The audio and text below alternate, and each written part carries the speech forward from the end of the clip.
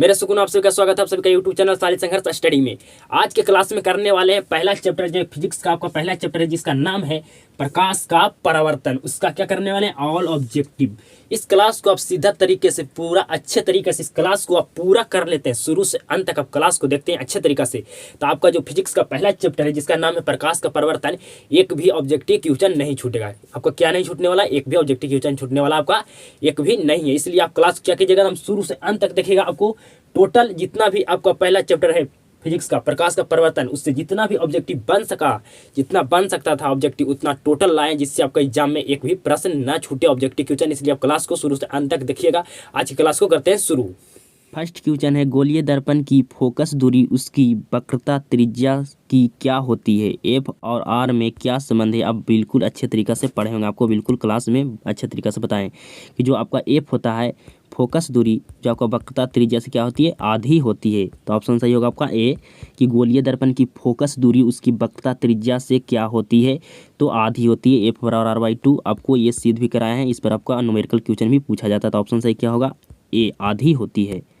अगला क्वेश्चन है, किसी वस्तु का आवर्धित काल्पनिक प्रतिबिंब बनता है, मतलब बताना किस दर्पण में आपका आवर्धित मतलब होता है बड़ा, कौन सा ऐसा दर्पण है जो बड़ा प्रतिबिंब बनाता है और साथ में काल्पनिक प्रतिबिंब भी बनाता है, आवर्धित काल्पनिक प्रतिबिंब बनाता है। तो आपका बड़ा जहाँ देखने के लिए मिले, आवर्धित मतलब क्या होता है बड़ा, बड़ा तो आपका अवतल दर्पण, छोटा आपको देखने के लिए जहाँ मिले कि छोटा प्रतिबिंब कौन बनाता है, तो छोटा आपको प्रतिबिंब उत्तल दर्पण बनाता है। जहाँ बराबर देखने के लिए मिले समतल दर्पण समझना, ठीक है।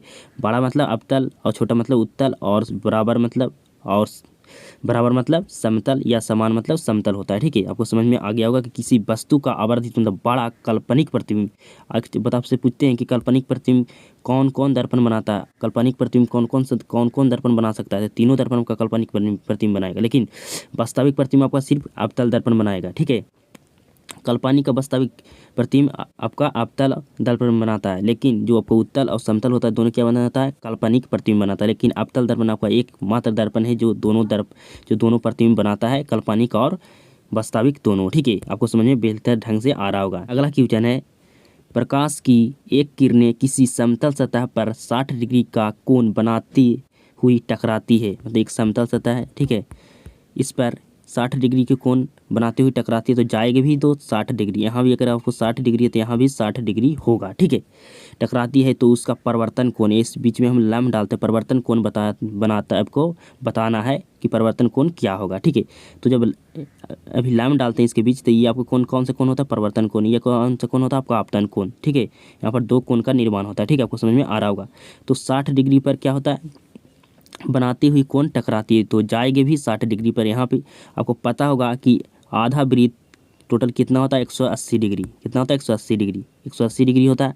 तो यहाँ 60 हो गया, यहाँ 60 हो गया, 120 हो गया, आपको बचा यहाँ 60, तो 30 डिग्री ये होगा आपका परावर्तन कोण। कितना डिग्री का बनाता है, तो 30 डिग्री। आपतन कोण यहाँ पूछा है, उसका आपतन कोण कितना होगा, तभी 30 डिग्री, क्योंकि आपका आधा वृत्त का टोटल कितना होता है, 180, ठीक है। पूरा वृत्त का टोटल कितना होता है, 360, तो आधा है, तो आपका यहाँ पर 60 हो गया, यहाँ पर आपका 60 हो गया, 60 यहाँ पर आपका 60 यहाँ हो गया, या बीच में अभिलम्ब है, यहाँ पर आपका 60 हो गया, यहाँ पर आपका 60 हो गया, ठीक है। ये दोनों जगह 60 हो गया, तो 60 60 120 हो गया, 60 बच गया, 60 यहाँ बीच में लगा था 30 और 30 ही, तो 30 हो गया 60, मतलब आपतन कोण भी आपका 30 डिग्री बनाएगा, परिवर्तन कोण भी आपको बनाएगा 30 डिग्री। ऑप्शन सही होगा आपका बी, आपको समझ में आ गया होगा। अगला क्वेश्चन है, साइड मिरर के रूप में उपयोग होता है, जो आपका जिसमें आपका जो कोई गाड़ी चलाते हैं जिसके जो आईना लगा होता है पीछे, जिसको कहते हैं पश्चिम दर्पण, उसमें जो लगा होता है, जो आपको बड़ा बड़ा गाड़ी दिखाई दे देता है, वो कौन सा दर्पण होता है बताइए। तो आपका उत्तल दर्पण होता है। उत्तल दर्पण क्या करता है, बड़ा से बड़ा वस्तु को छोटा करके दिखाता है, तो आपका साइड मिरर के रूप में उपयोग होता है, तो आपका उत्तल दर्पण का उपयोग होता है। ऑप्शन सही होगा आपका बी। अगला क्वेश्चन है, यदि किसी वस्तु को एक दर्पण के सामने निकट रखने पर प्रतिबिंब सीधा बने, किंतु दूर रखने पर उल्टा प्रतिबिंब बने, तो वह बताइए कौन सा दर्पण है। तो बताइए, आपको वास्तविक प्रतिबिंब बनाता है और काल्पनिक प्रतिबिंब। काल्पनिक प्रतिबिंब बनेगा तो सीधा प्रतिबिंब बनेगा, और वास्तविक बनेगा तो आपका उल्टा प्रतिबिंब बनेगा। तो काल्पनिक और वास्तविक प्रतिबिंब आपको कौन बनाता है, मात्र अवतल दर्पण। जब दर्पण के निकट रखेंगे तो आपका काल्पनिक प्रतिबिंब बनाता है, दर्पण से जैसे दूर रखे जाएंगे वहाँ पर क्या बनेगा, आपका वास्तविक प्रतिबिंब। तो सिर्फ कौन सा दर्पण करता है, तो सिर्फ अवतल दर्पण आपको करता है। ऑप्शन सही होगा आपका ए। अगला क्वेश्चन है, सोलर कुकर में व्यवहार किया जाता है? तो अवतल दर्पण के आपको बताए थे। सौर भट्टी में भी सौर भट्टी में और सोलर कुकर में किस दर्पण का व्यवहार किया जाता है? तो अवतल दर्पण का ऑप्शन सही होगा ए। अगला क्वेश्चन है, सर्च लाइट का परावर्तक सतह होता है? तो अवतल दर्पण का होता है। आपको बिल्कुल अच्छे तरीके से क्लास में बताए थे। ऑप्शन सही होगा आपका ए। अगला क्वेश्चन है, किस दर्पण के में केवल आभासी प्रतिबिंब बनाएगा? केवल आभासी प्रतिबिंब बनाना चाहिए। तो जो आपका अवतल दर्पण होता है, जो आभासी बनाता है, अब काल्पनिक प्रतिबिंब को ही आभासी प्रतिबिंब कहते हैं। आपका अवतल दर्पण काल्पनिक और आभासी और आपका वास्तविक बनाता है। लेकिन आपका उत्तल दर्पण और समतल दर्पण सिर्फ क्या बनाता है? केवल मतलब खाली आपका काल्पनिक प्रतिबिंब कौन बनाता है दर्पण? तो काल्पनिक आपका उत्तल तथा समतल बनाता है। लेकिन अवतल और जो आपका दर्पण होता है तो आपको क्या बनाता है? आभासी और आपका वास्तविक भी बनाता है। तो यहाँ पूछा जा रहा है सिर्फ आभासी, तो आभासी सिर्फ आपका उत्तल और समतल दर्पण बनाएगा। ऑप्शन सही होगा आपका बी। आपको समझ में आ रहा होगा, ठीक है। अगला क्वेश्चन है, समतल दर्पण में प्रतिबिंब की प्रकृति क्या होती है? बताइए, समतल दर्पण में प्रतिबिंब की प्रकृति क्या होती है? समतल दर्पण कैसा प्रतिबिंब बनाता है? तो आभासी तथा और क्या बनाता है जी? बराबर। समतल जहाँ आ जाए समझिए बराबर आभासी प्रतिबिंब बनाएगा। जहाँ आपको बड़ा मिल जाए तो समझिएगा अवतल दर्पण बनाएगा। अवतल दर्पण आपका आभासी और आपका वास्तविक दोनों बनाता है। और जहाँ आपको छोटा देखने के लिए मिल जाए वहाँ समझ लीजिए अवतल दर्पण आपका होता है। छोटा जहाँ देखने के लिए मिल जाए तो आपका उत्तल दर्पण होता है। सॉरी, छोटा जहाँ था उत्तल दर्पण, बड़ा हो तो अवतल दर्पण, बराबर हो जहाँ समतल दर्पण। तो इस समतल दर्पण में प्रतिबिंब की प्रकृति क्या होती है? तो समतल दर्पण में आपका प्रतिबिंब की प्रकृति क्या होता है? आभासी और बराबर बनाता है समतल दर्पण। जितना बड़ा वस्तु होगा उतना बड़ा ही प्रतिबिंब बनेगा, ठीक है। आपको समझ में आ रहा है। अगला क्वेश्चन है, गोलीय दर्पण में दूरियों को सदा किसके सापेक्ष मापे जाते हैं? तो अब गोलीय आपका एक दर्पण है, ठीक है, गोलीय दर्पण है। तो दूरी जो आपका दर्पण में मापा जाता है गोलीय दर्पण में, वो कहाँ से मापा जाता है? पोल मतलब ध्रुव से। कहाँ से? ध्रुव से। तो आपका गोलीय दर्पण में दूरी कहाँ से मापा जाता है? तो हमेशा ध्रुव से आपको दूरी मापा जाता है। ऑप्शन सही होगा आपका बी। अगला क्वेश्चन है, दर्पण सूत्र क्या होता है? बताइए। 1/f बराबर 1/v प्लस 1/ क्या होता है? यू होता है। यहाँ कहाँ पर ऑप्शन है? तो ऑप्शन सही होगा आपका ए। दर्पण सूत्र आपका क्या होता है? आपको बिल्कुल अच्छे तरीके से सिद्ध करा के भी बताएं आपको क्लास में, ठीक है। प्रकाश के परावर्तन के कितने नियम है? तो 2 नियम है। आपको बिल्कुल अच्छे तरीके से पता होगा। अगला क्वेश्चन, गोलीय दर्पण में फोकसांतर एवं वक्रता त्रिज्या के बीच क्या संबंध है? मतलब आपको बताना है कि गोलीय दर्पण में एफ और आर के बीच क्या संबंध है। तो एफ बराबर क्या होता है? r/2। ऑप्शन सही होगा आपका ए। ये गलत है, ये गलत है, ये गलत है, ठीक है। आपका ऑप्शन सही होगा ए। अगला क्वेश्चन है, परिवर्तन होगा यहाँ पर, सॉरी परिवर्तन लिखा गया है। परिवर्तन के नियम से निर्धारित होता है। परिवर्तन होगा यहाँ पर, ठीक है, सॉरी परिवर्तन लिखा गया। परिवर्तन के नियम से निर्धारित होता है। तो परिवर्तन के 2 नियम होता है। पहला नियम क्या होता है? आपतन कोण परिवर्तन कोण के बराबर होता है। ऑप्शन सही होगा आपका ए कि आपतन कोण परिवर्तन कोण के बराबर होता है। यहाँ पर क्या होगा? परिवर्तन लिखा गया, सॉरी, ठीक है। तो आपका ऑप्शन सही क्या होगा? ए। आपतन कोण बराबर क्या होता है? परिवर्तन कोण। अगला क्वेश्चन है, निर्वात में प्रकाश की चाल होती है। निर्वात में प्रकाश की चाल कितना होता है आपको बताना है। तो निर्वात में प्रकाश की चाल होता है 3 × 10⁻8 मीटर प्रति सेकेंड। प्रकाश की चाल सबसे अधिक कहाँ होती है? तो निर्वात में। आपको ये भी ध्यान रखना है कि निर्वात में प्रकाश की चाल क्या होता है? 3 × 10⁸ मीटर प्रति सेकेंड। यहाँ सेंटीमीटर भी दिया रहेगा, आपको ध्यान देकर मारना है। ऑप्शन सही क्या होगा? ए कि निर्वात में प्रकाश की चाल कितना होते हैं? तो 3 × 10⁸ मीटर प्रति सेकेंड। ऑप्शन सही क्या होगा? ए। अगला क्वेश्चन है, गोलीय दर्पण के परावर्तक पृष्ठ की वृत्ताकार रेखा का व्यास क्या कहलाती है? तो आपको ये जो है वृत्ताकार के सीमा रेखा, ये व्यास क्या कहलाता है? क्या कहलाता है? ये द्वारक कहलाता है। आपको बिल्कुल अच्छे तरीके से क्लास में बताए थे। ऑप्शन सही क्या होगा? ए कि गोलीय दर्पण के परावर्तक पृष्ठ की वृत्ताकार सीमा रेखा के व्यास क्या कहलाती है? क्या कहलाती है? द्वारक कहलाती है। ऑप्शन सही क्या होगा आपका? ए। अगला क्वेश्चन है, दंत विशेषज्ञ डॉक्टरों किस दर्पण का उपयोग मरीजों के दांतों का बड़ा प्रतिबिंब देखने के लिए करता है? बताना है आपको कि डॉक्टर जो मरीज को देखता है वह कौन सा दर्पण का उपयोग करता है मरीजों को देखने के लिए। तो आपका अवतल दर्पण होता है जो कैसा प्रतिबिंब बनाता है? बड़ा प्रतिबिंब बनाता है, ठीक है। तो इसलिए जो डॉक्टर होता है जो मरीजों को छोटा छोटा देखने के लिए, जो छोटा छोटा होता है उसको बड़ा देखने के लिए किस दर्पण का उपयोग करता है? तो अवतल दर्पण के। ऑप्शन सही होगा आपका सी। ऑप्शन क्या होगा सही? आपका सी कि जो डॉक्टर हो किस दर्पण का उपयोग करके मरीजों के दांतों का बड़ा प्रतिबिंब देखने के लिए करता है। तो अवतल दर्पण का ऑप्शन सही होगा आपका ए। अगला क्वेश्चन है, यदि किसी बिंब का प्रतिबिंब का आवर्धन ऋणात्मक हो, मतलब आवर्धन क्या हो आपका? ऋणात्मक हो, तो उस प्रतिबिंब की प्रकृति बताइए, प्रतिबिंब कैसा बनेगा। अगर ऋणात्मक हो तो आपका कैसा प्रतिबिंब बनेगा, वास्तविक, वास्तविक और उल्टा बनेगा। ऑप्शन सही होगा आपका बी। अगर प्लस हो आपका आवर्धन तो कैसा प्रतिबिंब बनेगा, काल्पनिक और सीधा बनेगा, काल्पनिक और सीधा। ऑप्शन यहाँ पर क्या सही होगा, ऋणात्मक करा, ऋणात्मक करा तो वास्तविक और उल्टा बनेगा। ऑप्शन सही होगा आपका बी। अगला क्वेश्चन है, निम्नलिखित में से कौन उत्तल दर्पण की फोकस दूरी है जिसकी वक्रता त्रिज्या 32 सेंटीमीटर है। मतलब आपको आर के मान दिया हुआ है, आपको एफ के मान निकालना है, ठीक है। 32 दिया हुआ है, आपको एफ का मान क्या है निकालना है, ज्ञात करना है। तो आपको फार्मूला बताए थे एफ बराबर R/2, तो आपको आर का मान दिया है 32 और बटा 2, 16 दूनी 32 सेंटीमीटर, ठीक है। 16 दूनी 32 सेंटीमीटर हो गया आपका।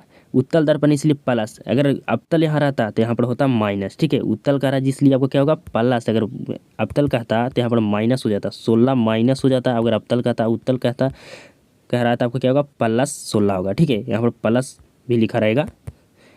अगला क्वेश्चन है, नई कार्तीय चिन्ह परिपाटी के अनुसार दर्पण के सामने रखे गए बीम की दूरी ली जाती है। जब दर्पण के सामने कोई भी, ये दर्पण आपका, ठीक है, इस दर्पण के आगे कोई भी यहाँ वस्तु रखेंगे तो आपका प्रतिबिंब की दूरी क्या होगा, यहाँ से वस्तु की दूरी क्या होता है तो माइनस होगा। कैसे होगा, ऋणात्मक। आपको चिन्ह के परिपाटी के अनुसार इस दूरी को जो बाएं की दूरी होता है वह माइनस होता है।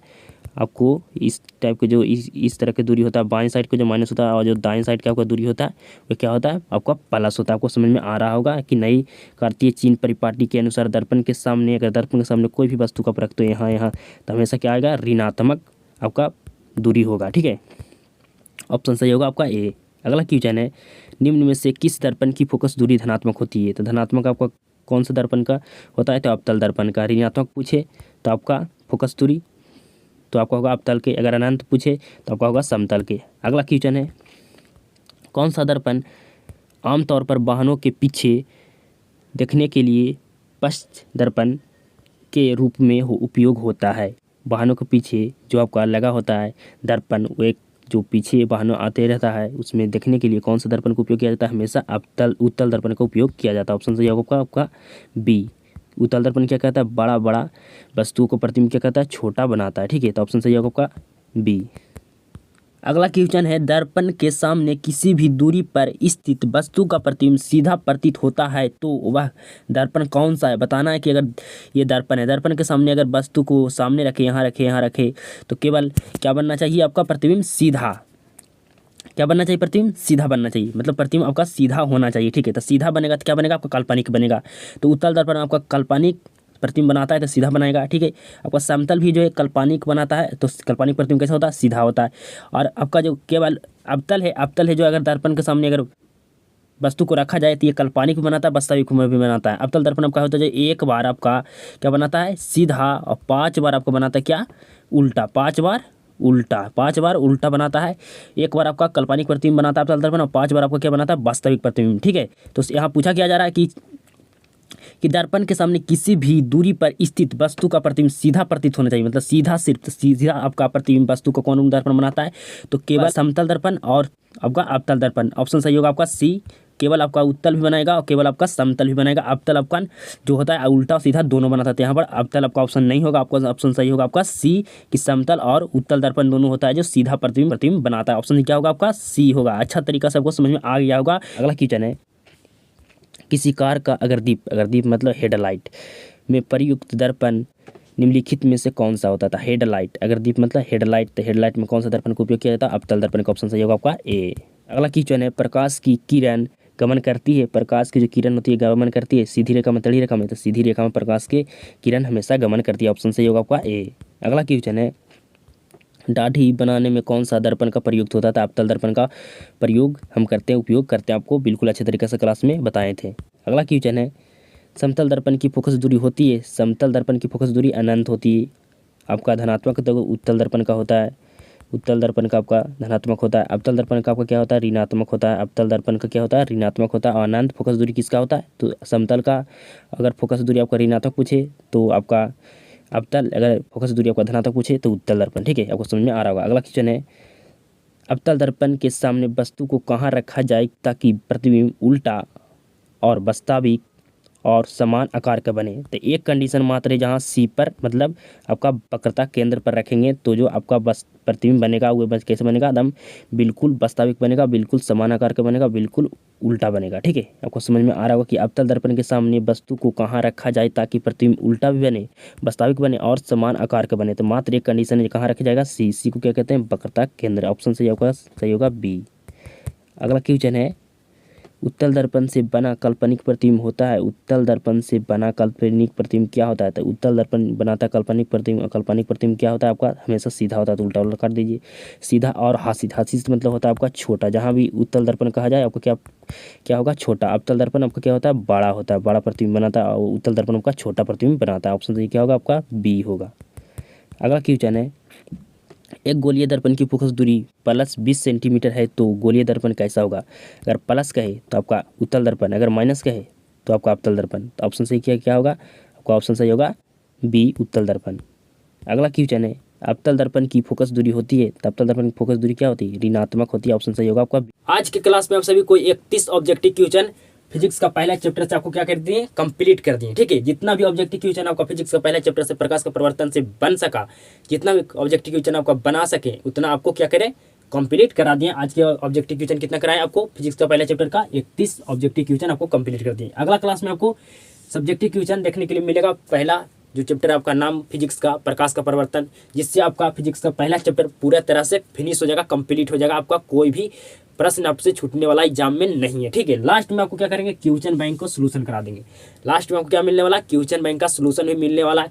आप ऑब्जेक्टिव कर लेते हैं, सब्जेक्टिव कर लेते हैं, क्वेश्चन बैंक कर लेते हैं और पूरा चैप्टर को आपको बेहतर ढंग से पढ़ा दिए ताकि आपका एग्जाम में एक प्रश्न छूटेगा, बिल्कुल नहीं छूटने वाला। लास्ट में आपको बिल्कुल 100% क्वेश्चन बैंक का सोल्यूशन मिलने वाला है। इसलिए क्लास को आप ज़्यादा ज़्यादा लोगों तक शेयर कीजिए। अगर क्लास से आप कुछ भी सीख पाते हैं तो क्लास को क्या कीजिएगा, आपको ज़्यादा ज़्यादा लोगों तक शेयर कीजिएगा। आप चैनल से जरूर जुड़े रहिएगा, शुरू से अंत तक आप चैनल से जुड़िए। आपका एग्जाम को बहुत बेहतर ढंग से तैयारी किया जाएगा। आप सभी के साथ मुलाकात होता है सब्जेक्टिव क्वेश्चन के साथ नेक्स्ट क्लास में। क्लास देखने के लिए धन्यवाद।